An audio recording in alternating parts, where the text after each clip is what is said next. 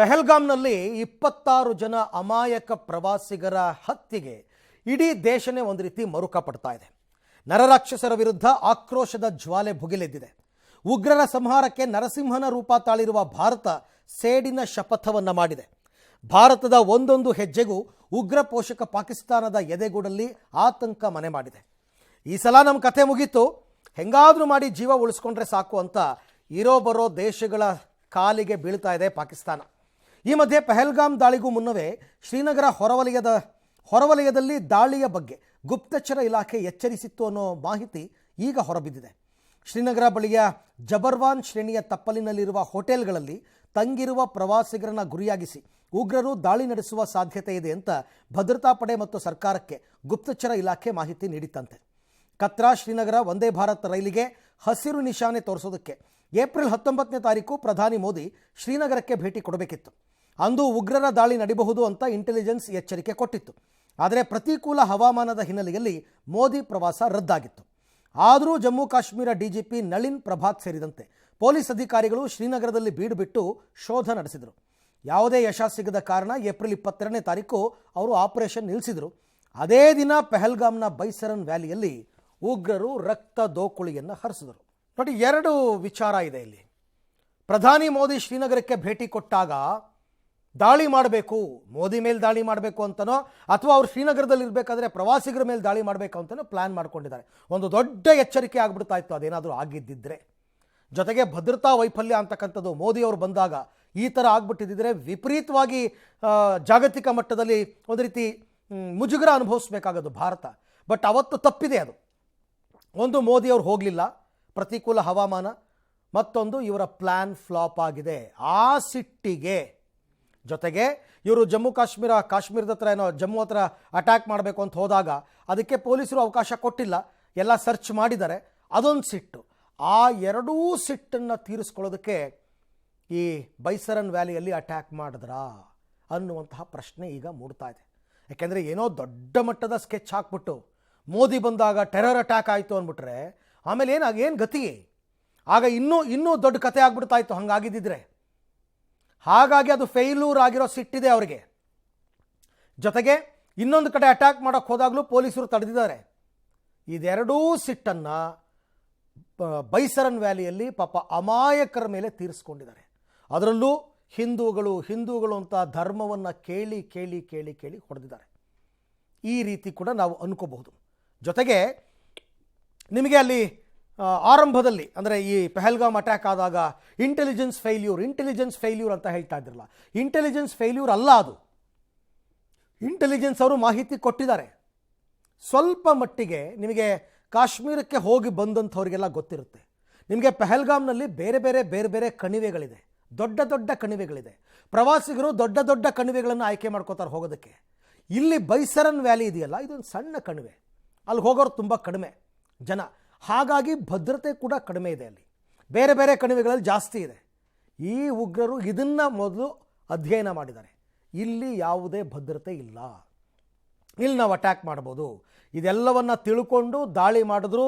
26 ಜನ ಮೃತಪಟ್ಟರು. ಅದಕ್ಕೆ ಭಾರತ ಇವಾಗ ಪಾಕಿಸ್ತಾನದ ರೆಕ್ಕೆ ಪುಕ್ಕಗಳನ್ನು ಒಂದೊಂದು ರೀತಿಯಲ್ಲ, ಯಾಕಾದರೂ ಈ ದಾಳಿ ಮಾಡಿಬಿಟ್ವೋ ಅಂತ ಪಾಕಿಸ್ತಾನ ಹಪ್ಪಿಸ್ಬೇಕು.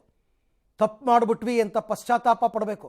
ಅಯ್ಯೋ, ನಮ್ಮ ಕಾಲ ಮೇಲೆ ನಾವೇ ಚಪ್ಪಡಿ ಕಲ್ಲು ಎಳ್ಕೊಂಡ್ವಲ್ಲಪ್ಪ ಅನ್ನಿಸ್ಬೇಕು. ಹಂಗೆ ಮಾಡ್ತಾ ಇದೆ. ಇನ್ನೊಂದೇ ಒಂದು ಬಾಕಿ ಇದೆ, ನೇರವಾಗಿ ಅಟ್ಯಾಕ್ ಮಾಡೋದು. ಸದ್ಯದಲ್ಲೇ ಆಗುತ್ತೆ ಅದು ಕೂಡ ಅಂತಕ್ಕಂಥ ನಂಬಿಕೆ ಭಾರತೀಯರದ್ದು. ಆ ನಂಬಿಕೆಯನ್ನು ಈಡೇರಿಸ್ತೀವಿ ಅಂತ ಕೂಡ ರಾಜನಾಥ್ ಸಿಂಗ್ ಅವರು ಹೇಳಿದರೆ ಮುಂದೆ ಬರುತ್ತೆ. ಮುಂದಿನ ಸುದ್ದಿಯನ್ನು ನೋಡೋಣ. ಪೆಹಲ್ಗಾಮ್ ದಾಳಿಗೆ ಪ್ರತೀಕಾರದ ಶಪಥವನ್ನು ಹಾಕಿ ಪಾಕಿಗಳ ಎದೆಯನ್ನು ನಡುಗಿಸ್ತಾ ಇದೆ ಭಾರತ. ನಿಮಗೆಲ್ಲ ಗೊತ್ತೇ ಇದೆ. ಭಾರತೀಯ ಸೇನೆಗೆ ಮೋದಿ ಫ್ರೀ ಹ್ಯಾಂಡ್ ಕೊಟ್ಟ ಬೆನ್ನಲ್ಲೇ ಯಾವುದೇ ಗುಟ್ಟು ಬಿಟ್ಟುಕೊಡದೆ ಯುದ್ಧದ ತಾಲೀಮನ್ನು ನಡೆಸ್ತಾ ಇದೆ. ಭಾರತದ ದಾಳಿಯ ಆತಂಕ ಎದುರಿಸ್ತಾ ಇರುವ ಪಾಕಿಸ್ತಾನಕ್ಕೆ ಬೆವರುವಂತೆ ಮಾಡಿದೆ. ರಕ್ಷಣಾ ಸಚಿವ ರಾಜನಾಥ್ ಸಿಂಗ್ ಪೆಹಲ್ಗಾಮ್ ದಾಳಿ ಪ್ರತೀಕಾರವಾಗಿ ದೇಶ ಏನು ಬಯಸುತ್ತೋ ಅಥವಾ ದೇಶವಾಸಿಗಳು ಏನು ಬಯಸ್ತಾರೋ ಅದನ್ನೇ ಮಾಡ್ತೀವಿ ಅಂತ ಇವತ್ತು ಗುಡುಗಿದ್ದಾರೆ. ಪಾಕ್ ವಿರುದ್ಧ ಪ್ರತೀಕಾರಕ್ಕೆ ಮುಹೂರ್ತ ಫಿಕ್ಸ್ ಆಯ್ತಾ ಅನ್ನೋ ಮಾತುಗಳು ಕೇಳಿ ಬರ್ತಿರ್ಬೇಕಾದ್ರೆ ವಾಯುಸೇನೆಯ air chief marshal Amarpreet Singh ಇವತ್ತು ಪ್ರಧಾನಿಯನ್ನ ಭೇಟಿಯಾಗಿ ಚರ್ಚೆಯನ್ನು ನಡೆಸಿದ್ದಾರೆ. ನಿನ್ನೆಯಷ್ಟೇ ನೌಕಾಪಡೆಯ ಮುಖ್ಯಸ್ಥ ಅಡ್ಮಿರಲ್ ದಿನೇಶ್ ತ್ರಿಪಾಠಿ ಭೇಟಿಯಾಗಿದ್ದರು. ಈ ನಡುವೆ ಫ್ರಾನ್ಸ್ನಿಂದ ರಫೇಲ್ ಒಪ್ಪಂದ ಬಳಿಕ ಇದೀಗ ಭಾರತೀಯ ಸೇನೆಗೆ ರಷ್ಯಾದಿಂದ ರಣಬೇಟೆಗಾರನ ಎಂಟ್ರಿಯೊಂದಾಗಿದೆ. ಇಗ್ಲಾ ಎಸ್ ಅನ್ನುವಂತಹ ಏರ್ ಡಿಫೆನ್ಸ್ ಮಿಸೈಲ್ ಭಾರತೀಯ ಸೇನೆಗೆ ಸೇರ್ಪಡೆಗೊಂಡಿದೆ. ಫಸ್ಟ್ ಟೈಮ್ ಏನೆಲ್ಲ ಯೂಸ್ ಮಾಡ್ತಾ ಇದ್ರು. ಇದು ವಿಮಾನ ನಿಗ್ರಹ ಕ್ಷಿಪಣಿಯಾಗಿದ್ದು ತುರ್ತು ಖರೀದಿ ಶಕ್ತಿಗಳ ಅಡಿಯಲ್ಲಿ 260 ಕೋಟಿ ರೂಪಾಯಿ ಕೊಟ್ಟು ಇದನ್ನು ಖರೀದಿ ಮಾಡಲಾಗಿದೆ. ಇದರ ಜೊತೆಗೆ 48 ಲಾಂಚರ್, 90 ಮಿಸೈಲ್ ಖರೀದಿ ಪ್ರಕ್ರಿಯೆ ಶುರುವಾಗಿದೆ. ಅಂದಹಾಗೆ ಈ ಇಗ್ಲಾ ಎಸ್ ಇದರ ವಿಶೇಷತೆ ಏನು ಅನ್ನೋದನ್ನು ನಾವು ಒಂದು ಸರ್ತಿ ನೋಡ್ಬೋಣ. 1990ನೇ ಇಸ್ವಿಯಿಂದಲೂ ಕೂಡ ಇದನ್ನು ಭಾರತ ಬಳಸ್ತಾ ಇದೆ. ಇದು ತುಂಬ ಸುಲಭ. ಅಂದರೆ ಈ ರಾಡಾರನ್ನು ತಪ್ಪಿಸಿ ಶತ್ರುಗಳ ವಿಮಾನ, ಶತ್ರುಗಳ ಚಾಪರ್ ಅಂದರೆ ಹೆಲಿಕಾಪ್ಟರ್ ಅಥವಾ ಶತ್ರುಗಳ ಡ್ರೋನ್ಗಳೇನಾದರೂ ಒಳಕ್ಕೆ ಬಂದುಬಿಟ್ರೆ, ಒಂದು 5-6 ಕಿಲೋಮೀಟರ್ ದೂರದಲ್ಲಿದೆ ಅಂತಂದಾಗ ಒಬ್ಬ ಸೈನಿಕ ಆಪರೇಟ್ ಮಾಡಿ ಹೊಡೆದಾಕ್ಬಿಡ್ಬೋದು. ಅದನ್ನು ಕೈಯಲ್ಲಿ ಹೊಡಿತಕ್ಕಂಥದ್ದು. ಇಗ್ಲಾ ಕ್ಷಿಪಣಿ ವ್ಯವಸ್ಥೆಯ ಸುಧಾರಿತ ಆವೃತ್ತಿಯನ್ನು ಈಗ ರಷ್ಯಾದಿಂದ ಭಾರತ ತರಿಸ್ಕೊಂಡಿದೆ. ಹೆಗಲ ಮೇಲಿಟ್ಟು ಯೋಧರು ಹೊಡೆಯುವಂತಹ ಕ್ಷಿಪಣಿ. ನೀವು ನೋಡ್ತಾ ಇದ್ದೀರಲ್ಲ ಫೋಟೋದಲ್ಲಿ, ಆ ಸೈನಿಕ ಹಿಡ್ಕೊಂಡಿದ್ದಾರಲ್ಲ, ಆ ಥರ ಹೆಗಲ ಮೇಲೆ ಇಟ್ಟು ಟಾರ್ಗೆಟ್ ಮಾಡಿ ಹೊಡಿಬೋದು. ಇದರ ಭಾರ ಕಡಿಮೆ, ಅದಕ್ಕೆ ಒಬ್ಬರು ಹೊತ್ಕೋಬೋದು ಅಂತ ಹೇಳಿದ್ದು. ಬಳಸೋದಕ್ಕೆ ತುಂಬ ಸುಲಭ. ಟಾರ್ಗೆಟ್ನ ಹೆಂಗೆ ಫಿಕ್ಸ್ ಮಾಡೋದು ಗೊತ್ತಾ? ಅದು ಯಾವುದೋ ಒಂದು ಚಾಪರ್ ಬರ್ತಾ ಇದೆ ಶತ್ರುಗಳದ್ದು, ಇದು ಹೆಂಗೆ ಟಾರ್ಗೆಟ್ ಫಿಕ್ಸ್ ಮಾಡ್ಕೊಳ್ಳುತ್ತೆ ಅಂತ ಅದರ ಇಂಧನದ ಹೀಟ್ ಇರುತ್ತಲ್ಲ, ಶಕ್ತಿ, ಇಂಧನದ ಬಿಸಿ ಶಕ್ತಿ, ಆ ಬಿಸಿ ಶಕ್ತಿಯ ಆಧಾರದಲ್ಲಿ ಹೊಡೆಯುತ್ತಂತೆ. ಶತ್ರು ವಿಮಾನ ಹೊಡೆದುರುಳಿಸೋದಕ್ಕೆ ಒಬ್ಬರೇ ಸಾಕು, ಒಬ್ಬನೇ ಹೊಡೆದಾಕ್ಬಿಡ್ಬೋದು. ಫೈಟರ್ ಜೆಟ್, ಚಾಪರ್, ಡ್ರೋನ್ಗಳಿಂದ ರಕ್ಷಿಸ್ಕೊಳ್ಳೋದಕ್ಕೆ ಇದನ್ನು ಬಳಕೆ ಮಾಡ್ಬೋದು.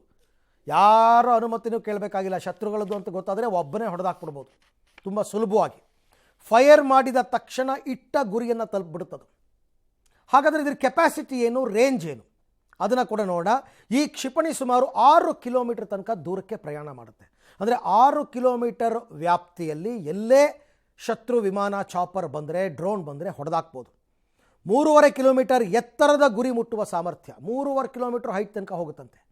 3.5 ಕಿಲೋಮೀಟರ್ ಹೈಟ್ ತನಕ. ಯುದ್ಧ ವಿಮಾನದ ಎಂಜಿನ್ ಶಾಖವನ್ನು ಗುರುತಿಸಿ ಗುರಿ ಇಟ್ಕೊಳ್ಳುತ್ತಿದ್ದು ಅಲ್ಲಿಗೆ ಹೋಗಿ ಹೊಡಿಬೇಕು ಅಂತ. ಕ್ರೂಸ್ ಕ್ಷಿಪಣಿಗಳು ಅಂದರೆ ಈಗ ಹಡಗಿನಿಂದ ಕ್ಷಿಪಣಿಗಳನ್ನು ಹಾರಿಸ್ತಾರಲ್ಲ, ಅದು, ಡ್ರೋನ್, ಇದೆಲ್ಲವನ್ನು ಬಹಳ ಸುಲಭವಾಗಿ ಹೊಡೆದುರುಳಿಸ್ಬೋದು. ಒಂದು ಅರ್ಥ ಮಾಡ್ಕೊಳ್ಳಿ, ಇತ್ತೀಚೆಗೆ ಡ್ರೋನ್ಗಳನ್ನು ಅಟ್ಯಾಕ್ ಮಾಡೋದಕ್ಕೆ ವೆಪನ್ಗಳನ್ನ ಖರೀದಿ ಮಾಡ್ತಾ ಇದ್ದಾರೆ. ಮುಂದಿನ ಫ್ಯೂಚರ್ ಯುದ್ಧಗಳೆಲ್ಲ ಡ್ರೋನ್ ಆಧಾರಿತವಾಗಿ ನಡೆಯುತ್ತೆ. ಹಾಗಾಗಿ ಭಾರತ ಇದನ್ನು ಖರೀದಿ ಮಾಡಿದೆ. ಭಾರತೀಯರು ಏನು ಬಯಸ್ತಾರೋ ಅದಾಗುತ್ತೆ. ಕೆಲವರೆಲ್ಲ ಹೇಳ್ತಾ ಇರೋದು ಬರೀ ಮಾತೇ ಆಗೋಯ್ತು, ಸಭೆಗಳ ಮೇಲೆ ಸಭೆ ಮಾಡಿಬಿಡ್ತಾ ಇದ್ದಾರೆ, ಇಲ್ಲ ನೀವು ಅಂದ್ಕೊಂಡಂಗೆ ಮಾಡ್ತೀವಿ ಅಂತಾರೆ. ಯಾವಾಗ? 13 ದಿನ ಆಗೋಯ್ತು ಪಹಲ್ಗಾಮ್ ಅಟ್ಯಾಕ್ ಆಗಿ, ಏಪ್ರಿಲ್ 22ನೇ ತಾರೀಕು ಆಗಿದ್ದು. ನೋಡಿ, ಇಂಥ ವಿಚಾರಗಳಲ್ಲಿ ಯಾವತ್ತೂ ಕೂಡ ಆತುರ ಪಡಬಾರ್ದು. ಹಾಗಂತ ನಾವು ಸುಮ್ಮನೆ ಕೂತಿದ್ದೀವಿ ಅಂದರೆ ಖಂಡಿತ ಇಲ್ಲ. ನಿಮಗೇ ಗೊತ್ತಿದೆ, ಪಾಕಿಸ್ತಾನಕ್ಕೆ ನಾನು ಆಗಲೇ ಹೇಳಿದಂತೆ ರೆಕ್ಕೆ ಪೊಕ್ಕಗಳನ್ನು ಹೆಂಗೆ ಕತ್ತರಿಸ್ತಾ ಇದ್ದಾರೆ. ನೀರು ನಿಲ್ಲಿಸೋದ್ರಿಂದ ಹಿಡಿದು, ವಾಯು ಪ್ರದೇಶ ಬಂದ್ ಮಾಡೋದ್ರಿಂದ ಹಿಡಿದು, ಹಡಗು ಪ್ರದೇಶ ಜಲಮಾರ್ಗವನ್ನು ಬಂದ್ ಮಾಡೋದ್ರಿಂದ ಹಿಡಿದು, ಅವರ ಜೊತೆ ವ್ಯಾಪಾರ ವಹಿವಾಟನ್ನು ಬಂದ್ ಮಾಡೋದ್ರಿಂದ ಹಿಡಿದು ಎಲ್ಲ ರೀತಿಯಲ್ಲೂ ದೊಡ್ಡ ಮಾಸ್ಟರ್ ಸ್ಟ್ರೋಕ್ ಕೊಟ್ಟಾಗೋಗಿದೆ. ಇನ್ನೇನಿಲ್ಲ, ಅವರು ಸರೆಂಡರ್ ಆಗಬೇಕಷ್ಟೇ. ಯುದ್ಧ ಮಾಡಿದ್ರೂ ಸರೆಂಡರ್ ಆಗಬೇಕು ಅವರು. ಅಲ್ಲಿಯ ಒಬ್ಬ ನಿವೃತ್ತ ಸೇನಾಧಿಕಾರಿ ಹೇಳ್ತಾರೆ, ನಮ್ಮ ಹತ್ರ 4 ದಿನಕ್ಕೆ ಶಸ್ತ್ರಾಸ್ತ್ರ ಇರೋದು ಅಷ್ಟೇ ಅಂತ. ಇರೋ ಬರೋದನ್ನೆಲ್ಲ ಇವರು ಉಕ್ರೇನ್ಗೆ ಮಾರ್ಕೊಂಡಿದ್ದಾರಂತೆ. ಹಂಗಿದ್ರೂ ಕೆಲವರು ಮಾತುಗಳು ಹೆಂಗೆ ಬರುತ್ತೆ ಅಂತಂದರೆ ಬರುತ್ತದು, ಮುಂದೆ ಹೇಳ್ತೀನಿ ನಾನು. ಇವತ್ತಿಗೂ ಬಿಟ್ಟಿಲ್ಲ, ಬರೀ ಧಮಕಿ ಹಾಕೋದು, ಬಾಯಲ್ಲಿ ಬರೀ ಧಮಕಿ ಹಾಕೋದು. ಈ ಥರ ಧಮಕಿ ಹಾಕ್ಬಿಟ್ರೆ ಹೆದರ್ಕೊಂಡ್ಬಿಡ್ತಾರೆ ಅಂತ ಅಂದ್ಕೊಂಡಿದ್ದಾರೆ. ನೋ, ಅವರ ದೇಶದಲ್ಲಿ ಅವ್ರು ಹೀರೋಗಳಾಗ್ತಾರೆ. ಅವರು ಭಾರತನ ಬೈದುಬಿಟ್ರೆ, ಹೊಸ್ಕಾಕ್ಬಿಡ್ತೀವಿ ಅಂದ್ಬಿಟ್ರೆ ಅವ್ರ ದೇಶದಲ್ಲಿ ಅವ್ರು ದೊಡ್ಡ ಹೀರೋ. ಅದಕ್ಕೆ ಮಾತಾಡೋದು, ಕೈಯಲ್ಲೇನೂ ಆಗಲ್ಲ. ಅದೇ ನೆಕ್ಸ್ಟ್ ಸ್ಟೋರಿ ಇದೆ, ಬನ್ನಿ ನೋಡೋಣ. ಪಹಲ್ಗಾಮ್ ದಾಳಿ ನಡೆದು 2 ವಾರ ಆಗ್ತಾ ಬಂತು. ಈಗ ಉಗ್ರ ದಾಳಿಗೆ ಪಾಕ್ ವಿರುದ್ಧ ಭಾರತ ಪ್ರತೀಕಾರದ ನಡೆಯನ್ನು ಇಟ್ಟಿದೆ. ಉಗ್ರರ ದಾಳಿಯಲ್ಲಿ ತಮ್ಮ ಕೈವಾಡ ಇದ್ದರೂ ಕೂಡ ಪಾಕಿಸ್ತಾನ ಸಾಕ್ಷ್ಯ ಕೇಳ್ತಾ ಇದೆ. ಅಂಗೈ ಹುಣ್ಣಿಗೆ ಕನ್ನಡಿ ಬೇಕಾ ಅಂತಾರಲ್ಲ ಹಾಗೆ. ಪಹಲ್ಗಾಮ್ ದಾಳಿಗೂ ನಮಗೂ ಸಂಬಂಧ ಇಲ್ಲ, ದಾಳಿಗೆ ಭಾರತ ಯಾವುದೇ ಆಧಾರ ನೀಡಿಲ್ಲ, ಪಾಕ್ ಪಾತ್ರದ ಆರೋಪ ನಿರಾಧಾರ ಅಂತ ಪ್ರಧಾನಿ ಶೆಹಬಾಜ್ ಶರೀಫ್ ಮತ್ತೆ ಉದ್ದಟತನ ಮೆರೆದಿದ್ದಾರೆ. ರಷ್ಯಾದಲ್ಲಿನ ಪಾಕಿಸ್ತಾನ ರಾಯಭಾರಿ ಮೊಹಮ್ಮದ್ ಖಾಲಿದ್ ಜಮಾಲಿ ಪಾಕ್ ಮೇಲೆ ದಾಳಿ ಮಾಡಿದ್ರೆ ಪರಮಾಣು ದಾಳಿ ಪ್ರಯೋಗ ಮಾಡಬೇಕಾಗುತ್ತೆ ಅಂತ ಭಾರತಕ್ಕೆ ಬೆದರಿಕೆ ಹಾಕಿದ್ದಾನೆ. ಪಾಕ್ ರಕ್ಷಣಾ ಸಚಿವ ಖ್ವಾಜಾ ಆಸಿಫ್ ಸಿಂಧೂ ನದಿ ನೀರನ್ನು ತಡೆಯೋದಕ್ಕೆ ಡ್ಯಾಮ್ ನಿರ್ಮಿಸಿದ್ರೆ ನಾಶಪಡಿಸ್ತೀವಿ ಅಂತ ಮತ್ತೆ ಗೊಡ್ಡು ಬೆದರಿಕೆ. ಇನ್ನು ಇದೆಲ್ಲದಕ್ಕಿಂತ ತಮಾಷೆ ಹೊಂದಿದೆ. ಪಾಕಿಸ್ತಾನದ ಸಂಸದ ಶೇರ್ ಅಫ್ಜಲ್ ಖಾನ್ ಮಾರ್ವತ್ ಭಾರತ ಏನಾದರೂ ಯುದ್ಧ ಮಾಡಿದ್ರೆ ನೀವೇನು ಮಾಡ್ತೀರಾ ಸರ್, ನೀವು ಫೀಲ್ಡ್ಗೆ ಹೋಗ್ತೀರಾ ಅಂದರೆ, ಇಲ್ಲ ನಾನು ಇಂಗ್ಲೆಂಡ್ಗೂ ಓಡೋಗ್ಬಿಡ್ತೀನಿ ಅಂತ ಹೇಳಿದ್ದಾನೆ. ಪತ್ರಕರ್ತರು ಕೇಳಿದ ಪ್ರಶ್ನೆಗೆ ಈ ರೀತಿ ಉತ್ತರಿಸಿರೋದು ಪಾಕಿಸ್ತಾನಿಗಳ ಕೆಂಗಣ್ಣಿಗೆ ಗುರಿಯಾಗಿದೆ. ಇನ್ನು ನಾಳೆ ಪಾಕಿಸ್ತಾನ ಸಂಸತ್ನ ವಿಶೇಷ ಅಧಿವೇಶನ ನಡೆಯುತ್ತೆ. 2 ಡೈಲಾಗ್ ಹೇಳಿರೋದವರು. ಒಂದು, ನೀವು ಕೂಡ ಫೀಲ್ಡ್ಗಿಳಿದು ಯುದ್ಧ ಮಾಡ್ತೀರಾ ಅಂತಂದರೆ ಇಲ್ಲ ನಾನು ಇಂಗ್ಲೆಂಡ್ ಹೊಟ್ಟೋಗ್ತೀನಿ ಅಂತ. ಎರಡನೇದು, ಅಟ್ಲೀಸ್ಟ್ ಮೋದಿ ಜೊತೆ ಸ್ವಲ್ಪ ಮಾತಾಡಿ, ಈಗಲಾದರೂ ಮಾತಾಡ್ತೀರಾ ಅಂತ ಕೇಳಿದ್ರೆ ಅವರೇ ನನ್ನ ಚಿಕ್ಕಪ್ಪನ ಮಗನ ಮಾತಾಡೋಕ್ಕೆ ಅಂತ. ಇಂಥ ಫನ್ನಿಗಳೆಲ್ಲ ಇರ್ತಾರೆ ನೋಡಿ. ಒಂದು ಕಡೆ ಅವರ ದೇಶದ ನಾಯಕರೆಲ್ಲ ಏನು ಧಮಕಿ ಮೇಲೆ ಧಮಕಿ ಆಗ್ತಾ ಇದ್ದಾರೆ, ಇನ್ನೊಂದು ಕಡೆ ಎಲ್ಲ ದೇಶಗಳ ಹತ್ರ ಹೋಗಿ ಕಾಲಿಡಿತಾ ಇದ್ದಾರೆ. ಯುದ್ಧ ನಿಲ್ಲಿಸಿ ಯುದ್ಧ ನಿಲ್ಲಿಸಿ, ಯುದ್ಧ ನಿಲ್ಲಿಸಿ ಯುದ್ಧ ನಿಲ್ಲಿಸಿ ಅಂತ. Double standard. ಅಂದರೆ ಟೋಟಲಿ ಈ 13-14 ದಿವಸದಲ್ಲಿ ಪಾಕಿಸ್ತಾನ ಟೋಟಲಿ ಕನ್ಫ್ಯೂಷನ್ನಲ್ಲಿದೆ. ಏನು ಮಾಡಬೇಕು ಅಂತ ಗೊತ್ತಾಗ್ತಿಲ್ಲ ಅವ್ರಿಗೆ. ಆಮೇಲೆ ನಿಮ್ಗೆ ಇನ್ನೊಂದು ವಿಚಾರ ಹೇಳ್ತೀನಿ. ನೇರವಾಗಿ ಈ ಘಟನೆ ನಡೆದ ಒಂದು 2-3 ದಿನಕ್ಕೆ ಅವ್ರನ್ನ ಅಟ್ಯಾಕ್ ಮಾಡಿಬಿಡ್ಬೋದಾಗಿತ್ತು, ಅವ್ರ ಮೇಲೆ ದಾಳಿ ಮಾಡಿಬಿಡ್ಬೋದಾಗಿತ್ತು. ಅದೊಂಥರ ಈ ದಾಳಿ ಮಾಡ್ತೀನಿ ಭಾರತ ಹೊಡೆಯುತ್ತೆ ಅಂತ ದಿನ ಕಳೆಯೋದಿದೆಯಲ್ಲ, ರಾತ್ರಿ ಹೊತ್ತು ಯಾರೂ ನಿದ್ದೆ ಮಾಡಿರಲ್ಲ ಅವರು, ಎಸ್ಪೆಷಲಿ ಸೈನ್ಯದವರು. ಯಾಕೆಂದರೆ ರಾತ್ರಿ ಅಟ್ಯಾಕ್ ಮಾಡಿಬಿಟ್ರೆ, ಏರ್ ಸ್ಟ್ರೈಕ್ ಮಾಡಿಬಿಟ್ರೆ, ಸರ್ಜಿಕಲ್ ಸ್ಟ್ರೈಕ್ ಮಾಡಿಬಿಟ್ರೆ ನಿದ್ದೆನೇ ಬರಲ್ಲ. ಇದೂ ಕೂಡ ಶತ್ರುಗಳನ್ನು ನಿಶ್ಶಕ್ತಿಗೊಳಿಸುವಂತಹ ಒಂದು ತಂತ್ರಗಾರಿಕೆ. ದಿನ ಭಯದಲ್ಲೇ ಸಾಯ್ಬೇಕು ಅವರು, ದಿನ ಭಯದಲ್ಲೇ ಸಾಯಬೇಕು. ಇನ್ನೊಂದು ಕಡೆ ನೀರಿಲ್ಲ, ಇನ್ನೊಂದು ಕಡೆ ದುಡ್ಡಿಲ್ಲ, ಊಟ ಇಲ್ಲ, ಪಾಪ ಏನು ಗತಿ. ಅದಕ್ಕೆ ಪಾಕಿಸ್ತಾನದ ಜನರೇ ಈ ನಾಯಕರಿಗೆ ಕೆಲವರು ಉಗಿತಾ ಇದ್ದಾರೆ, ಸ್ವಲ್ಪ ನೀವು ಬಾಯಿ ಮುಚ್ಕೊಂಡು ಸುಮ್ಮನಿರಪ್ಪ.